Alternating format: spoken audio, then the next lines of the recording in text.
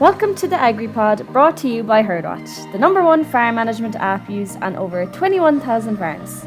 Join me, Katie Shanahan, as we bring together top experts in agriculture, influencers, and more each month. Uncover invaluable tips and tricks to navigate the agricultural calendar successfully. Engage in insightful discussions and current agricultural issues, all whilst having some fun along the way. Transform your farming journey by downloading the Herdwatch app today and say goodbye to farm paperwork. I'm nervous. Come on, let's go.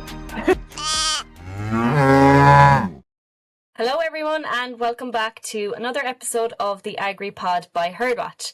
My name is Katie Shanahan and I'm delighted to be joined by Miriam Dineen from Cork. Miriam is a college lecturer in Clonakilty Agricultural College after previously working as a sales rep with Agritech and a Teagasc advisor. She's a dairy farmer also, farming at home with her mother and siblings, and always loved working outdoors and being with animals. With her experience as a dairy farmer, along with her passion for grassland management, Miriam holds the tools to give what will be a very insightful and educational podcast. For me anyways. So very, very welcome to the podcast, Miriam. Thanks very much for having me, Katie.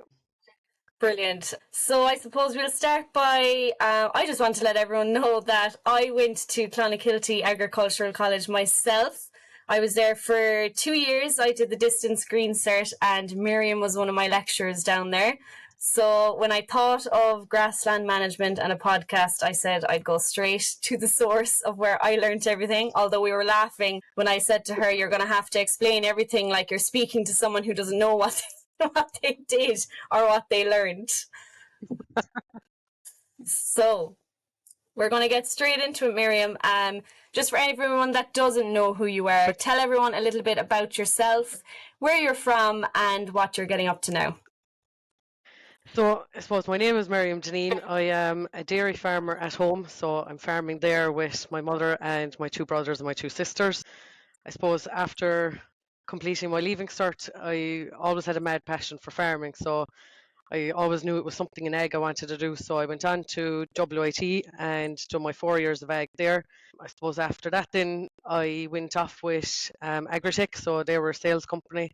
So I was with those for a while. And then I went into kind of Teagasc and I was in the advisory for a small little bit. So I suppose I'm nearly 3 years now here teaching in the Ag College in Clonakilty. That's kind of... Yeah, busy. You're busy down there now, I can only imagine. Kept going, yeah. Definitely. So just tell me, we'll start with the previous jobs. So tell me a little bit more about what you got up to working for those companies and even the advisory role in Teagasc. Tell me a little bit of what you were doing on a day-to-day basis. So I suppose when I was with Agritech, it was all sales. So it was from minerals to grass seed. They were kind of the main things I was dealing with. So you were with farmers every day of the week. Give them advice on grass seed, giving them advice on minerals, and I suppose then I went on and I went with Teagasc, so I was in the advisory side, so it was all derogations I was at when I started. Then went on in and doing the BIS now for farmers and stuff, so was in a few discussion groups and different things like that. So that's kind of what I was doing with those. A lot of it was paperwork, all right, with the advisory side, but it was obviously the time of year I was with them as well. A lot of it was paperwork, and it was during COVID as well. So I suppose there was very little seeing farmers. There was a lot of it was over the phone that times. Did you find that something hard to do? Like farmers, they wouldn't be the easiest to communicate things with over the phone. They like to be doing things in person. How did you get on with that? Definitely, yeah. Sure, like you were trying to explain what you could see from your side, and sure, trying to explain it to them, and they not being able to see it. But it was different times, and it was great that everything's back now in person again. Anyway, thank God. It was different, all right, trying to do everything over the phone. And what made the decision to go from dealing with, maybe the older type farmer on a daily basis to going back and now you're teaching young farmers as they enter the workforce? Yeah. Well, I always kind of had it in my mind that I'd kind of like to do a bit of teaching, or to be honest, I wasn't sure after I finished college. And then the position came up here, so I said I'd chance it, and now I'm nearly 3 years on the job, so delighted I made the move.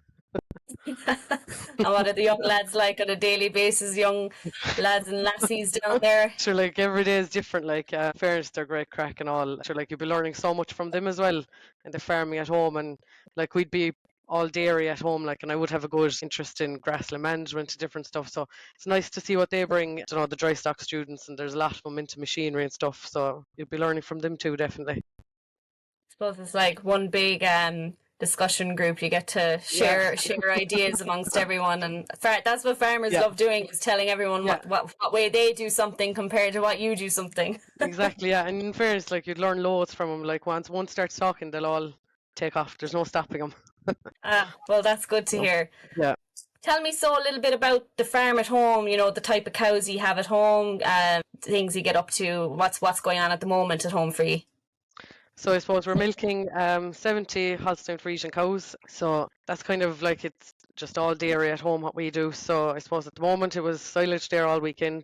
Great time to get it done, good weather for it. So yeah, silage is the main thing ongoing at the minute. Breeding is just kind of over us there. Well, they're still ongoing, but the main bulk of it is done at this stage now, thank God. So that's kind of what's ongoing at the minute. Yeah, and what would you, in terms of breeding the cows then, are you AI or have you bull running with them? So AI for the first kind of 6 weeks that way, and then the bull running with them, yes. He'd mop up anything that's left there, or any repeats or whatever. Yeah.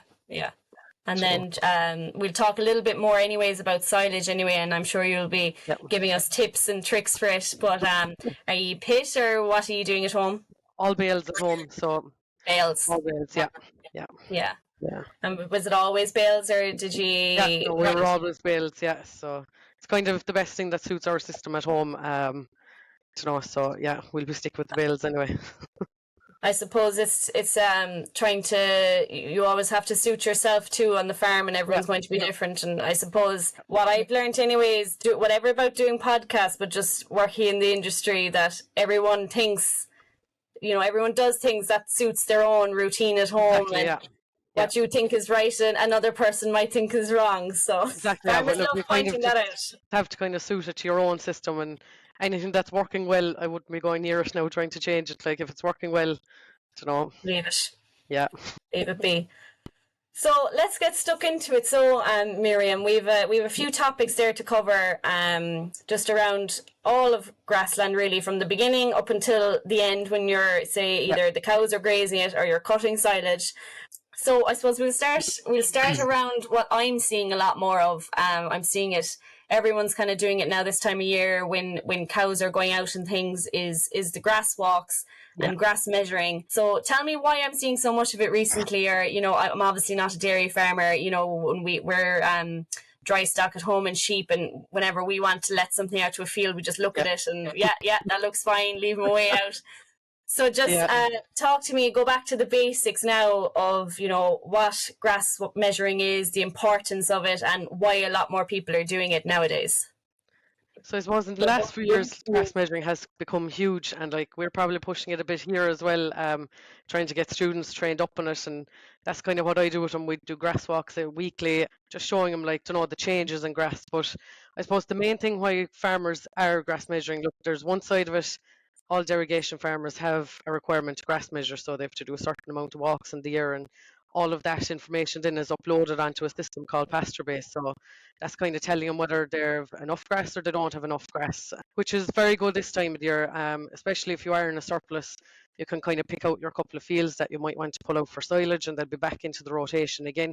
But obviously, I suppose if you were stuck in a situation where you didn't have enough, obviously you can see it straight away that you're not going to have enough for the next 10, 12 days, whatever the case may be, and you can start supplementing in then if you have to.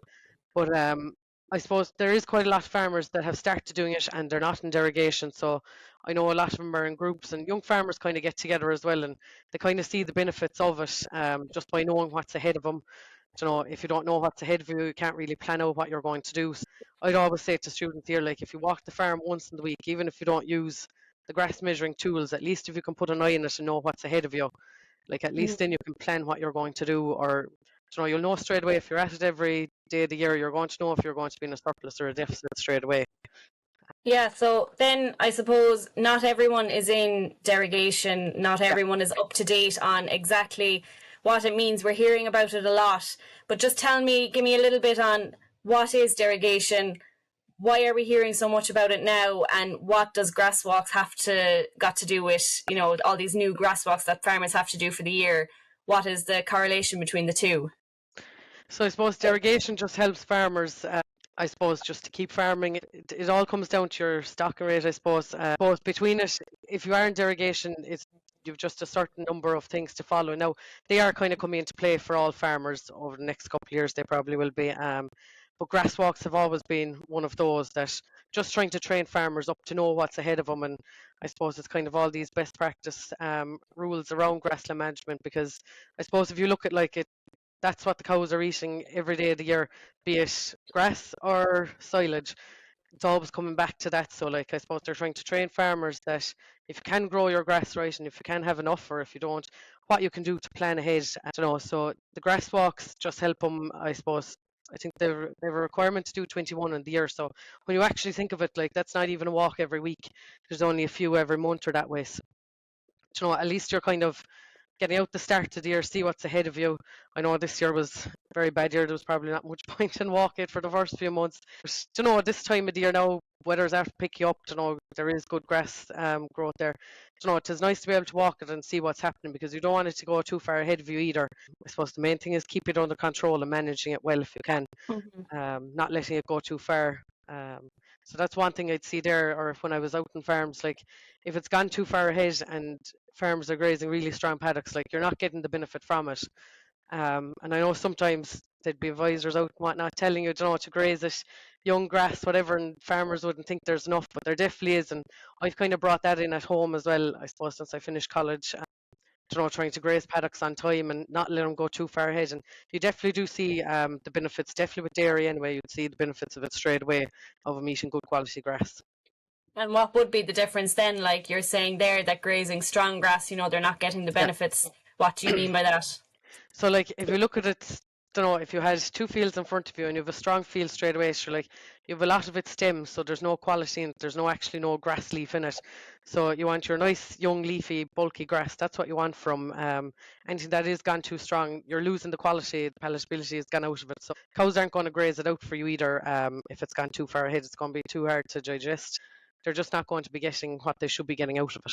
And then in terms of, you know, getting the correct height that you're talking about here, or getting the correct grazing it at the correct time and not leaving it get too strong, would there be a certain height you'd be looking for in terms of these grass walks you'd be doing with the plate reader? Or Yeah. So we'd always aim for anywhere between the 13 and 1500. And just to really dumb that down, all it is 3 fists high. So if you put your fist down to the bottom of the field and if you have 3 fists, that's ready to graze straight away. That's what you should be looking at. don't even So need we'd the always say reader, one. so you don't even need the fancy plate reader, only your two hands. Literally, yeah. Like there's loads of farmers that aren't going to be using the plate No. meter or whatever. And like it's a very simple way. Like if you're walking through the field, it is very simple just to check, have you 3 fists high and it's ready to graze. So we'd always say that 1 fist is around 500 kilos. That's kind of what you're aiming for. Like, to know, farmers there that are not frequently grass measuring or wouldn't be using it, like it's a very simple tool to just as you're walking through your fields or whatever, just to check it. And if it is gone over the 3 fists, you know, then you're kind of getting into that area that you need to either get it grazed or let it go for silage. Yeah. And then I suppose just linking it slightly to silage, let's look at in terms of the grass quality needed for cutting silage. What are we looking at there? So your silage quality, like once the fertilizer's gone out of it, you should be looking at cutting it straight away, because after that it's going to start, like once it goes to seed, after that it's going to be losing quality. Like what I'd always say to even students here or ourselves at home, we'd always test our grass first. So we just take it into a lab, get it tested for nitrogen and sugars. Once it's okay on nitrogen, once you've good sugars, you're kind of good to go then with cutting. But that is one thing that I suppose just for farmers to watch out for, like that, just to make sure the nitrogen is fully gone out of it. So like this year now would be one year really to be look out for, because it was late when farmers went out with fertilizer and the good weather is after coming. So like you could get caught there if you were late going out with your fertilizer. But just a simple test, generally it's back within a few hours. That way, once you hand it into the lab, they'll have it back straight away to you. I know the Teagasc offices are doing it as well, but anywhere I was going really, to say, is this very accessible then for farmers, say, anywhere to get their yeah, their all tests? labs, pretty much I'd say all labs do it, and I know the Teagasc offices would do it as well for farmers. So all it is just you need one small sample of grass from a field, and they'll tell you straight away what your nitrogen and your sugar levels are. Yeah, no, What did you nitrogen say is the main one. you're looking for it to be completely gone? Yeah, so you don't want any nitrogen in it. Like if you are cutting silage with nitrogen in it, like you're going to end up with black bales or black silage next winter, which is not what we want. I don't know, or there's just going to be bad quality in it. So yeah, you want your nitrogen gone out of it anyway before cutting. Especially with the way our winters are going Yeah, and animals are in exactly. Yeah, longer, you want as much good quality silage definitely, as we can get. 100%. Let's move on to talking a little bit about, you said there did a bit of, which job was it you were doing, grass seeding or seeds, were Yeah, you? so I was selling grass seed and minerals and stuff, yeah, for Agritech. Yeah. So let's talk a little bit about, I hear a lot about mixed species. I hear a lot about Yeah, clover. Some farmers, I know, say before all this talk about yeah, clover mixed species came in, it was just plant the grass. That was it. Grow the grass, let the cows eat it, cut it for yeah. silage. So, where did this little change come about? And just tell, people listening mightn't even understand the importance of it. So, just Yeah. explain that a little. So I suppose clover was always there, but I know in the last couple of years it has really, really come about. Clover is literally any bag of seed you can buy now. You can have clover in it. You can buy your seed without clover as well, but generally most of it will come with a form of white clover in it, or you can get your red clover. But I know any reseeding we're doing at home now, we're putting in that white clover, and a lot of fields from years ago would have clover as well. But I suppose the main benefit and why I suppose farmers heard a huge amount of it in the last few years was with fertilizer prices. So it do just by having your clover in the field, you should be able to cut down your fertilizer use. So all it's doing is bring nitrogen back into the soil and reusing it. So even for dairy cattle, beef cattle, like we've seen huge benefits of them even here in the college, and even at home as well. So just by having a small even bit of clover in the field, like you're increasing your milk solids, like it's helping cattle as well. Like, and you'll see straight away, like any bit of clover in the field, they'll go for it straight away. I know our cows do at home anyway, but they go for it straight away. Just any small bit of clover that is in the field. But yeah, it is becoming huge now. Like I'd say the majority of farmers are trying to incorporate in some small bit of clover, if it will reduce fertilizer prices for them. But the multi-species as well, like there's a lot of farmers I'd say after taking to that as well in the last couple of years. That wasn't huge before, but now it is. But like again, that's in that like it's just your normal grass seed. You have your clover, your plantain, your chicory, like which are all huge benefits for cattle. I know some farmers, and when I said it at home about it, all they said to me straight away is it's a field of weeds. But like when you So actually look at it, I'm not yeah, going to lie, when I saw it below yeah, in the college that day, I was like, this looks like a field of weeds. Like, and you'd think yeah, cows are so, they're very picky eaters. You'd yeah, say, how do they eat this stuff? But it obviously yeah. tastes good. Yeah, and like it do look like a field of weeds when you're looking straight in it, but like then when you actually go in to look at it, it's all grass and clover, like and you've your chicory and your plantain, so like they're all huge benefits for cattle, and they do eat it straight away. Actually, last summer when there was a bit of a drought, down here in the college, like that had no problem growing, whereas the other fields were burnt off Hmm. after a while, after a bit of dry weather. But no, they do good, they do eat it, no problem at Yeah. all. Like And what is in the chicory and the plantain that is so good that you should be putting it into So I these suppose like it's fields? not really a weed as such. Like I suppose there's good qualities in it, the same as what you'd have in your clover or your grass. Like it's good for dairy cattle as well. Now you mightn't see it in the bulk tank as much by putting in a lot of multi-species for dairy cattle, but um, there's I suppose a load of different health properties, especially with your plantain, your chicory, that helps cattle, or that you mightn't have to be dosing them as much by having that in the field. And then I suppose just going back to the clover, 'tis white clover I hear a lot of. Would the red clover just not be as good, or what's the differences there? So I suppose cattle find it quite hard to digest red clover, so you generally see farmers with red clover if they'd use it for cutting silage. So it's Okay. very good for cutting for silage, but again, like you'd want to watch that you're not putting out too much nitrogen, because the red clover is going to bring its own bit of nitrogen that you don't want to overload it, and then you're not able to cut it. But generally for grazing, it will be white clover, and cattle love it; they'll go for it straight away. I'm just thinking, is there a increase in price to get all these kind of things? Are you talking putting money in to get the money out of it? Yeah, like obviously, the bags of seed that would have clover, they would be obviously a little bit more expensive, but you're definitely getting it back out of it. Like if you can cut down fertilizer prices anywhere, you're definitely going to be saving money, and you will see the benefits. Like if it's bringing in its own nitrogen, it's going to be growing a lot quicker. Especially with us at home, we see anyway fields that we've reseeded in the last couple of years. Once they're grazed, they could be back again in 14, 15 days to no problem, ready to graze again. And definitely, I'd say clover will definitely have has an impact on that.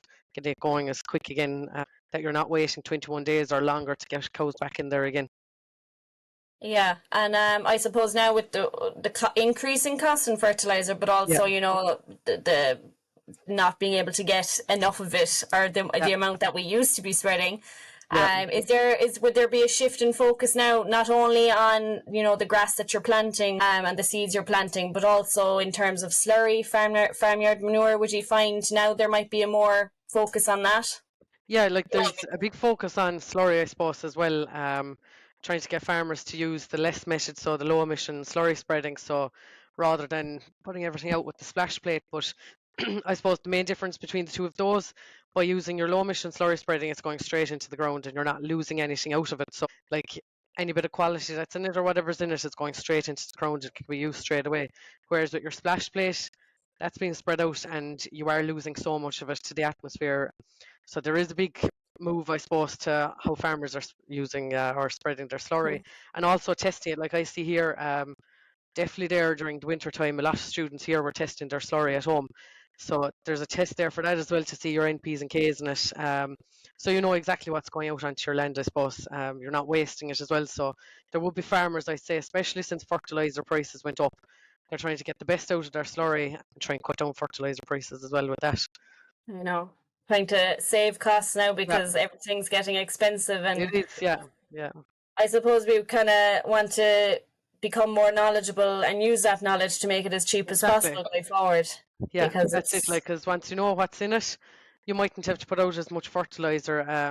But it also comes back to soil testing or testing your ground just to know what you actually have or what you're starting off with. So, like knowing your NPs and Ks, whether you need to spread lime, what your pH is. So again, like with clover, like you'd want good pH or pH of your soil or before you're starting putting in clover, just to make sure that it's going to stay in the ground. You don't want to lose it. So even looking at simple things like spraying after reseeding, like you can't use every spray if you're after putting in clover. It has to be clover safe. So there's a lot of sprays there that will just kill off the clover, but just making sure to check small things like that and keep your clover in the ground will help. what kind of pH are we talking for the soil for clover?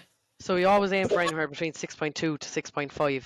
Anywhere roughly around that, it'll thrive very, very well. Or anything even above 6. But like if it is slightly under 6, just by spreading a bit of lime will increase your pH, and you could look at reseeding it then even. Or even when you are reseeding, put in your lime. It's always going to be worked into the soil.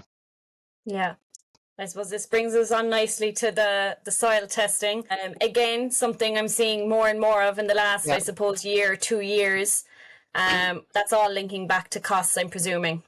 Yeah, so you see most farmers, well, a lot of farmers are soil testing every 4 or 5 years, maybe that way. Some of them more frequently than that, just see is it changing or whatever. Like once you do your first soil test, like you know exactly what you have. And it's nice if you're putting out fertilizer and you're putting money into it and you're putting out your slurry and putting out lime. It's nice to see a change, that it is actually getting better, that it's not getting worse. So, you know, it's nice to go in and soil test there in 3, 4 years' time again and see what's after getting better since the last time you've done it. Yeah. I suppose that's something as well we need to do more of on our own farm. Briefly, again, dumb it down. Talk to me about when someone soil tests, they send it off, they get the results back. What are they looking for in the results in terms of NP and K? You know, what kind of figures, or what are farmers to be looking out for? So I suppose it's broke down into indexes, like you have index 1, 2, 3, and 4. So like if you're up on the high end of index 4, like you're extremely good. Like you're not looking at needing to put out anything really. Like if you're down at index 1, 2, anything you're putting out, if you're down at index 1 and 2 in your NPs or Ks, once you put out fertilizer, you're nearly going to have an immediate response from it. It is going to take it up. Whereas like if you're looking at index 3, it really only needs a maintenance dressing, or it don't need it as frequently. Whereas index 4, it means like it's quite high in your NPs or Ks. So you probably have nearly too much of it out there on the land. But that's kind of what you're looking at, your indexes. It'll also give your pH, but with that, just to get back up to your 6.2 to 6.5, it'll tell you how many tons of lime you need to put out. So it will tell you on that report exactly how much lime you should be spreading on that certain field that you're after testing, or how long it'll take to bring it up to your 6.5.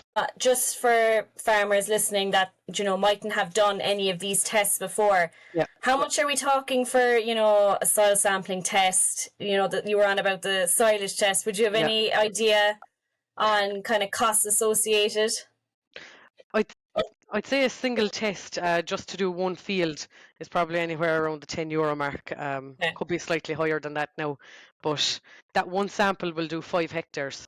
Like if you have 2 or 3 fields there together that are 5 hectares in total, like one sample between them will do. So you'll get a soil core, that's what it's tested with. So your soil, you take roughly 20 drops inside your field, mix up the soil, and that's what's tested. So you wouldn't have to go out soil testing every field if you didn't want to. Kind of say 5 hectares per one sample. So yeah, roughly around that. Okay, so it's actually not that much when you see the benefits at the other side. Could be slightly more than that now, but in and around that. Check with your local Teagasc advisor. But yeah, no, most labs soil testing. I know definitely the back end of the year, kind of January, December, to be extremely busy with labs testing, soil testing. So like there's no point really soil testing the middle of the summer when you have slurry and you fertilizer out in the field. So they always kind of recommend to do it there, like kind of December time, early January, when there shouldn't be any fertilizer or slurry out in the field. At least you're kind of getting a clean test in and you know exactly what you need. Like compared to doing soil testing today, like after putting out slurry and fertilizer all spring and or whenever they're the last few weeks, like that's what's going to come back in the test. So it's not really an accurate test. So the back end of the year is kind of the best time, or the start of the year even.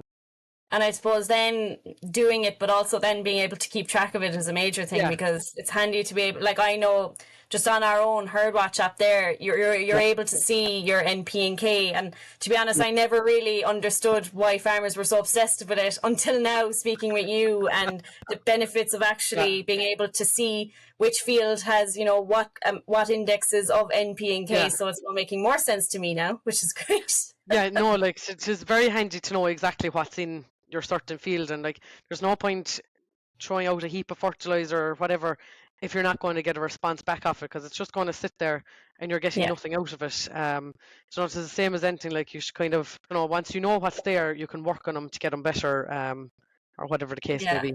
No, definitely, they're all great tests that I'd say we'll be having to incorporate now after this.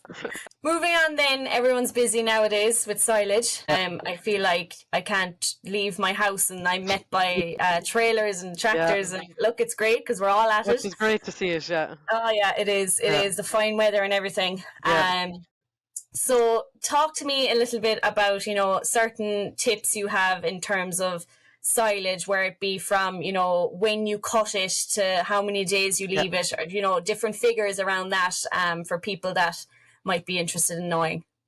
Well, yeah, I suppose it's great at the minute. We've great weather. I know it don't always work that way. You might be rushing and racing to try and get it in before the rain, but I suppose you'd always look at trying to cut after 12 o'clock in the day, roughly, just to make sure your sugars are a little bit high. I know that won't work for everyone, or you might have to get out early in the morning and cut it, or whatever the case may be. But but like you're always looking at just making sure the dew has gone off the grass, that it's not wet when you're cutting it. But obviously, if it is, just let it down, let it wilt a little bit longer. Once it gets a good wilt, you should have good silage. But looking at cutting it after 12 o'clock, roughly, giving it a good wilt and getting it back in and making sure that it is airtight, that it's sealed properly, that there's no air getting in, because it costs enough to make it and grow it. Like everyone, you don't know how many months of a winter you're going to have, and you're going to want every bit of it. So just making sure that it's not going to go bad or whatever, that there's holes in your bales, or that it's not sealed properly in the pit, just making sure that it is compacted well, that no air can get in at it.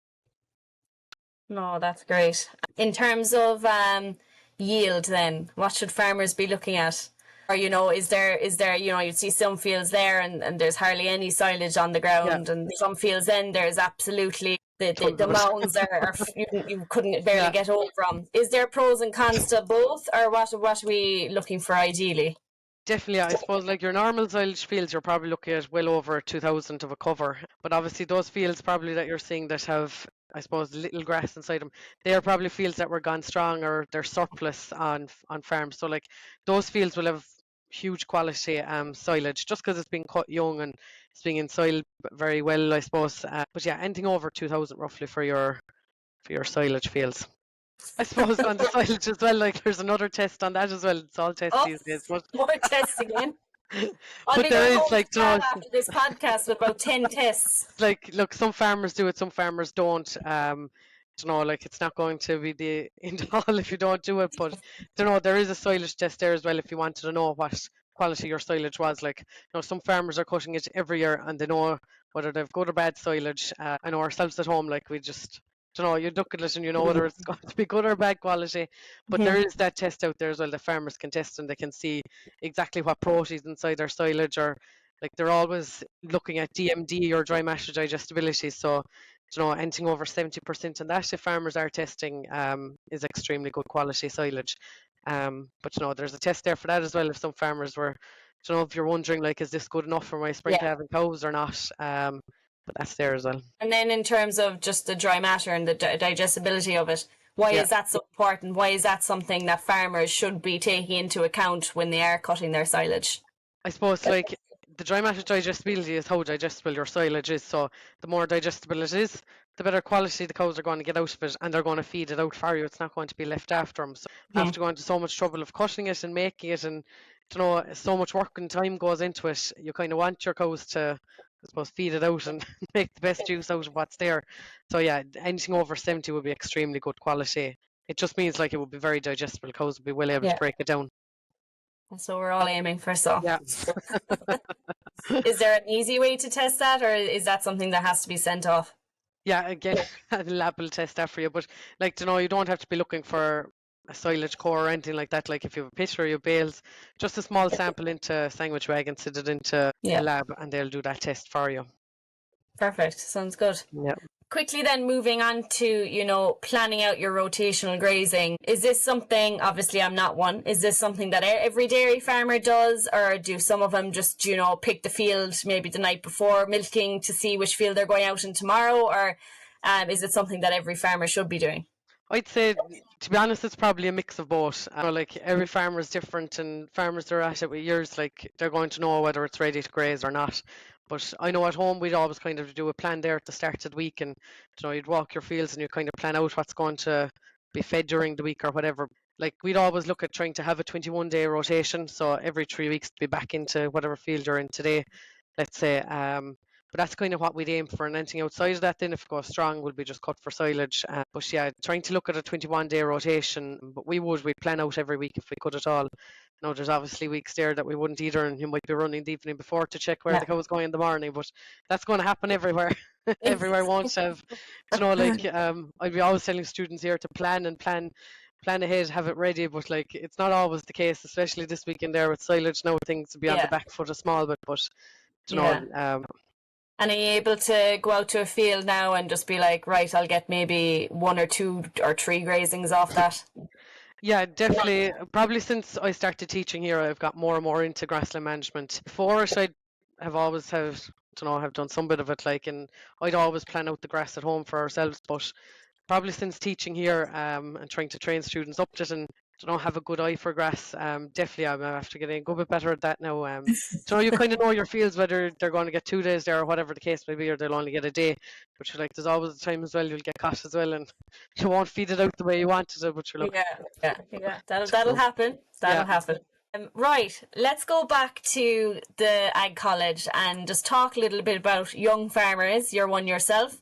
Talk to me about, some of the issues you're seeing for the young, lads and lassies coming through the colleges, and they get through it, they do everything right, they do their green cert, but it's not always as easy to go on to the next step. So are you seeing any issues at the moment in colleges? I suppose like one major one is like it's fine if students are coming from a farming background, but like you get a lot of students as well that are not or they wouldn't have a farm at home, and like they're mad interested in farming, but like sure, obviously again, prices are gone mad and you can't get land, and where do they start? Like, so like it's hard to know where they can go from that. And like there's loads of jobs out there in farming, but like a lot of these students, I suppose, or farmers just want to go and take over a farm and start working as soon as they can. But if it's not available to them, and like when you look at it at home as well, like there might be more than one, going home to farm. Like, there obviously needs to be enough to take them all. They're kind of the main issues, I suppose, that you're looking at. Not having a place to go farming straight away, and they're kind of looking at working with people then. But yeah, like it all comes down to money again, I and know. the I availability know. of land. That's So it. yeah, Would you have any advice to someone who, say, may be struggling like that, as in yeah, whatever about, going home, but it's yeah, is there somewhere they can get advice? Is there somewhere that, they can, figure out what to do next if they don't yeah. have the farm at Like if home? you don't have it, I'd always say try and work with someone in the area you want, whether it be beef, dairy, sheep, whatever it is. Try to go work for someone, because farmers are mad looking for workers. They're crying out for them. So like, if you got in with one at all, like you can see exactly what they're doing, and it is great experience for yourself as well. If you did get something in years to come or whatever, like, or work for a few farmers and see what they're doing differently, because every farmer will farm different. I'd say there's no one farmer that's doing the exact same as another farmer. Like it all depends on your situation, where you are, whatever. But, definitely working with other farmers, just to see what they're doing, and you kind of get more of a knowledge, more of experience in it as well. Yeah. I know it's hard when they're in college here, because they're here 5 days a week, and like there's only so many hours in the evening, and like it's tiring too. So like definitely when they finish college, if they go working for people, like they get a huge amount of experience. Yeah, no, definitely, that sounds good. Yeah. Let's just lighten the mood again after after that pessimistic talk. Talk to me a little bit about, opportunities for the farming sector, opportunities for young people coming into it, and just, any bit of positive words from you. Sure, I suppose, like, there's loads of opportunities out there for young farmers. Like, it's going back to that again, like getting experience working for farmers. Like, not everyone is going to know everything when they go into a farm, but what I've seen anyway, farmers are very good to take on students or take on workers or whatever, and just show them the ropes of what they're doing at home. And like, once you start doing it at all, like, you'll get really big into it. That's probably the main opportunities there for them. Like, they can go into anything with farming after it. Like once you do the green cert here, you have your level 6, so they could go on working in different sectors as well with a level 6. So any ag places, to be hiring there as well for them. I know there's past students from here that have gone on, and they're set up, let's say, doing grass measuring for farmers, or they're doing soil testing for farmers, or whatever the case may be. Like, there's huge opportunities out there for them. And I suppose now, like, when you think of farming, it's not just actual farming the land Yeah, anymore. There's so exactly, many yeah. other jobs out there, and I Yeah, think, back even when I was in school, it wasn't yeah, highlighted so much, the actual opportunities that are out there exactly, yeah, within agriculture. So it's good to yeah, see that it's getting bigger and better. exactly, yeah. Right. I think we are going to call it the end of our podcast, Miriam. Very good. Before we finish, we are going to finish with a quick fire round. God. So for those who aren't aware of our quick fire rounds, we have 10 questions. I ask them as fast as I can, and Miriam can't think of the answer. She just has to blurt out the first thing that comes to her mind. So I'll give her 2 options, and she has to pick one. So do you understand the rules now, Miriam? I do. We've had a few guests now on this that take too long to answer, and I call that cheating. So you have to literally be as fast as you can. Perfect. Are you ready? Ready to go. Okay, here we go. Dairy or beef? Dairy. Red or white clover? White. Dogs or cats? Oh God. Dogs. Lecturing or advising? Lecturing. Singing or jiving? Jiving. First or second cut? First. Soil test or grass walk? Grass walk. Cork or Kerry? Oh, Cork. New Holland or John Deere? New Holland. And WIT or Clonakilty Agricultural College? Clonakilty Ag College.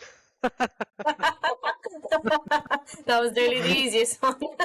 Well, I just want to say, Miriam, thanks so much. I have literally learned, this has probably been the most knowledgeable one for me, where I've come away with so much information, because even though you taught me yourself, I did 2 years.